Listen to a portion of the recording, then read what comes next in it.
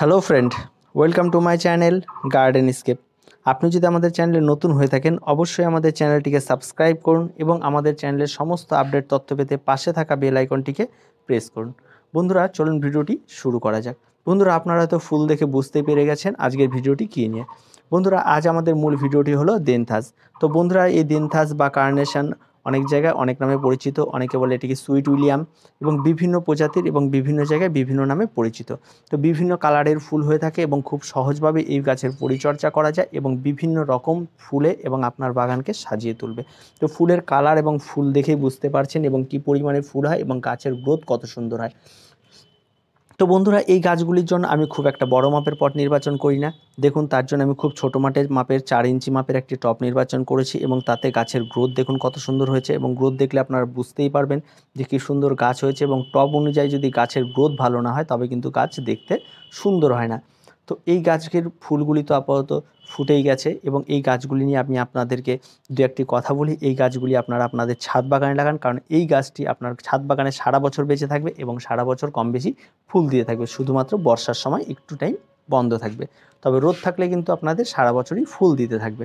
তো এই গাছের কেন এই গাছগুলি আমরা লাগাবো তার কিছু কারণ থাকে। প্রথমত এই গাছগুলি প্রচুর পরিমাণে ফুল হয় এবং গাছগুলি খুবই সুন্দর হয় এবং তার ফুলও বিভিন্ন ভ্যারাইটিস কালারের হয় এবং বাগানকে উজ্জ্বল করে রাখে। এবং ফুল দেখে আপনারা বুঝতেই পারছেন কী পরিমাণে ফুল ফোটে এই গাছগুলিতে এবং পুরো গাছ ভরে যায়। এবং ফুল দেখুন কত সুন্দর ফুল এবং বিভিন্ন কালারের ফুল হয়ে থাকে এবং খুব সুন্দরভাবে ফোটে। তো বন্ধুরা চলুন এই গাছগুলির পরিচর্যা সম্পর্কে আমরা জেনে নিই। এই গাছে আমরা কি পরিচর্যা করব।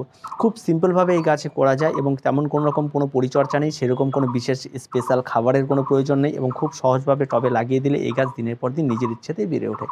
তবে হ্যাঁ, গাছটি কিন্তু একটু রাসায়নিক সার ভীষণ পছন্দ করে। তো চলুন জেনে নিই এই গাছে আমরা কী রাসায়নিক সার ব্যবহার করব। বন্ধুরা যখন আমরা নার্সারি থেকে এই গাছটি কিনবো বা আমরা বীজ থেকে যখন গাছটি তৈরি করব, তারপরে কিন্তু আমাদের গাছটি সাধারণত অক্টোবরের শেষের দিকে বা নভেম্বরের শুরুর দিকে এবং পুরো নভেম্বর মাস জুড়ে এই গাছটি টবে বা ছাদ বাগানে লাগানো যায়। এবং এর জন্য কোনো ফার্স্ট পটিং বা সেকেন্ড পটিংয়ের দরকার নেই। আপনারা প্রথম থেকে একটি নির্দিষ্ট মাপের টব নির্বাচন করুন এবং তারপরে সেই টবের মধ্যে গাছটিকে লাগিয়ে দিন। গাছটি লাগিয়ে দেওয়ার সময় মাটির মিশ্রণটি তৈরি করুন। তার মধ্যে 50% গোবর সার বা ভার্মি কম্পোস্ট এবং 50% দোআঁশ মাটিতে একটি মাটির মিশ্রণ তৈরি করুন। এবং গাছটি লাগিয়ে দেওয়ার পর গাছটি যখন গ্রোথ নেবে বা গাছের বয়স যখন 15 দিন হবে তখন অবশ্যই গাছে প্রথম ফার্টিলাইজার ইউজ করবেন। এবং ফার্টিলাইজার হিসাবে আপনারা এই সময় গাছে 5 দানা ডিএপি ব্যবহার করবেন, আর কোনো কিছুর প্রয়োজন নেই। গাছে 5 দানা ডিএপি ব্যবহার করার পরে আপনারা এটিকে ছেড়ে দেবেন। তারপর গাছ ধীরে ধীরে গ্রোথ নিতে শুরু করবে। ঠিক তার 15 দিন অন্তর আপনারা 5 দানা করে ডিএপি দেবেন। গাছ যখন বড় হবে তখন সেই অনুযায়ী আপনারা গাছে পরবর্তীতে যখন গাছটি অনেকটা বড় হয়ে যাবে তখন আপনারা সেই গাছে 10 দানা ডিএপি ব্যবহার করবেন। এবং এই ছোট্ট একটু পরিচর্যার মধ্যে দিয়ে এই গাছ সুন্দর ফুল দেয়। তো এই গাছে কিন্তু তেমন কোনো রোগ পোকামাকড় হয় না এবং খুব সহজভাবে এই গাছে পরিচর্যা করা যায়। গাছটি তো অত্যন্ত সুন্দর ফুল হয় এবং দীর্ঘদিন এই ফুল হয়, এটি হচ্ছে কথা। আর সবসময় খেয়াল রাখতে হবে গাছের মাটি যেন স্যাঁতস্যাঁতে না হয়, গাছের মাটি যেন একটু ড্রাই টাইপের থাকে। তবে মাটি শুকিয়ে এলে তবে এই গাছে কিন্তু জল দেবেন এবং এই জল দেওয়ার পরে আপনারা এই গাছগুলিকে পরিচর্যা করুন। এবং এই বিশেষ করে এই গাছগুলি সবচেয়ে বেশি সুন্দর হয় ফেব্রুয়ারি মাসের শেষের দিক থেকে ফুল দিতে শুরু করে এবং মার্চ এপ্রিল পর্যন্ত প্রচুর পরিমাণে ফুল দেয় এবং অত্যন্ত সুন্দর একটি ফুল। আপনারা দেখতেই পারছেন কত সুন্দর এই লুক এবং খুবই সুন্দর এবং বলার মতো কিছু অপেক্ষা রাখে না। এবং ফুল দেখলে আপনারা বুঝতেই পারছেন কী পরিমাণে ফুল ফুটে রয়েছে এবং প্রচুর পরিমাণে ফুল ফোটা বন্ধ হয়ে গেছে, কিন্তু কনস্ট্যান্টলি গাছে ফুল ফুটতে থাকবে এবং এটি হচ্ছে এই গাছের বৈশিষ্ট্য। তো বন্ধুরা দেখুন এই গাছটি কিন্তু একটি পলি ব্যাগের মধ্যে লেগেছে, যেটি গ্রো ব্যাগ বলে, প্লাস্টিকের পলি ব্যাগের মধ্যে লাগানো হয়েছে ছোট্ট একটি পলি ব্যাগে, তাতেও গাছের গ্রোথ দেখুন কত সুন্দর। তো এই ছোট্ট পরিচর্যার মধ্যে দিয়ে গাছগুলি করুন, গাছগুলি অত্যন্ত সুন্দর হয় এবং গাছের গ্রোথ দেখুন গাছ কত সুন্দর। এই ছোট্ট টবের মধ্যে গাছের গ্রোথ দেখলে আপনারা বুঝতেই পারবেন কত সুন্দরভাবে হয়েছে গাছগুলি এবং খুব সুন্দর এই গাছ। এবং অতিরিক্ত খাবার এই গাছ একদমই পছন্দ করে না এবং খুব অল্প পরিমাণ করে খাবার ধীরে ধীরে সমস্ত সময় ধরে এই গাছে খাবার দিতে হবে এবং খুব অত্যন্ত সুন্দরভাবে এই গাছ নিতে পারে। এবং দেখুন ছোট ছোট টবের মধ্যে এগুলি 4 ইঞ্চি মাপের টব আমার, দেখতে পাচ্ছেন কি পরিমাণ ফুল ধরে রয়েছে এবং গাছের গ্রোথ দেখুন, গাছের সাইজ দেখে সব কিছু আপনারা বুঝতে পারবেন।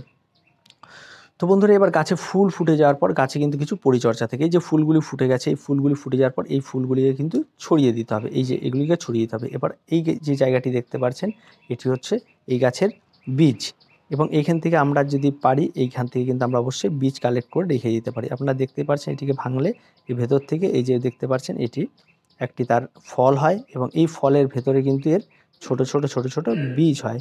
দেখতে পাচ্ছেন এই যে এখানে অবশ্যই আপনারা দেখতে পাবেন,